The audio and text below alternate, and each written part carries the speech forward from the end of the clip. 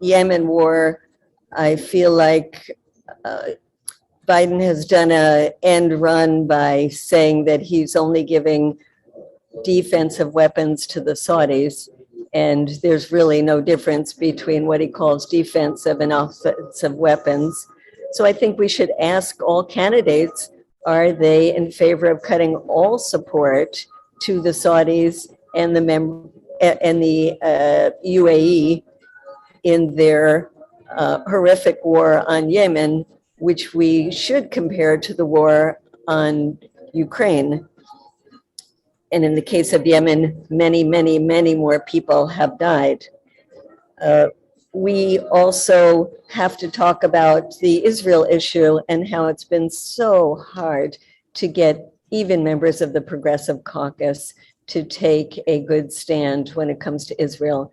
We shouldn't be funding Israel. It's a middle-income country. It should get zero of our money. But we continue to give almost $4 billion every year. And the most we can ask for now is that there be a little bit of conditioning around the worst of Israel's human rights abuses. I think now that we even have Amnesty International calling Israel an apartheid state, we should be able to convince members of the Progressive Caucus that conditioning aid to Israel, if not cutting all aid to Israel, is a reasonable position, just like Betty McCollum's legislation to defend Palestinian children should be a pretty reasonable thing that we should get all members of Progressive Caucus and all new candidates for Congress to support. I want to talk a minute about U.S. policy towards Latin America because it's been so atrocious, and we see the Biden administration continue to recognize Juan Guaido as the head of Venezuela, something that makes zero sense. So we should be asking candidates, who is the president of Venezuela? It would be just nice to have a response to that question.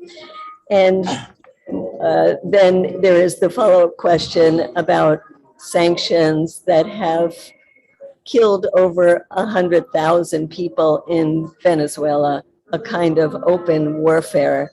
And really, we should be asking candidates what they think about economic warfare that is a form of collective punishment, whether it's against the people of Russia or Venezuela or the people of Cuba.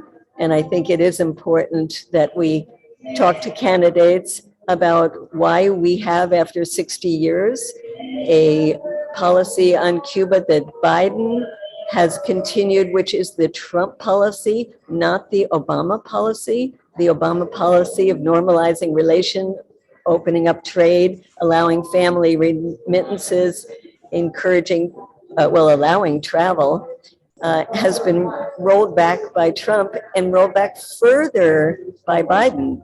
So I think it's important to ask people if they think the policy towards Cuba should be the one of the Obama administration or the one of the Trump administration.